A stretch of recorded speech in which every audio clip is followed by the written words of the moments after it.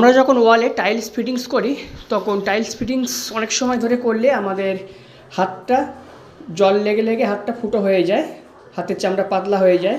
তো টাইলসে জল থাকার কারণে এটা কিন্তু অনেক সময় হয়ে থাকে। তো টাইলসগুলো তুলে নিয়ে প্রথমে জলটাকে একটু হালকা ঝরিয়ে নিতে হবে, একটা জায়গায় রেখে দিতে হবে। তারপর টাইলসগুলোকে যদি ঠিক এইভাবে রেখে দেওয়া যায় তাহলে দেখবেন টাইলসের জলটা কিন্তু খুব তাড়াতাড়ি বার হয়ে যাচ্ছে। যদি আপনি টাইলসটা এইভাবে রেখে দেন তাহলে কিন্তু টাইলসের মধ্যে জলটা সবসময় থেকে যাবে।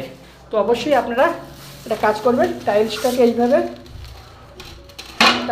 সরিয়ে রাখবেন, ঠিক এইভাবে একটা করে টাইলস এইভাবে টেনে দেবেন।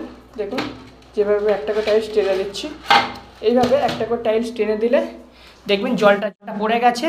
তখন এই টাইলসটা দিয়ে আপনারা কাজ করবেন, টাইলসটে কাজ করার পরে হাত আপনার ফুটো হবে না, লিক হবে না। তো এইভাবে অবশ্যই কাজটি করা যেতে পারে।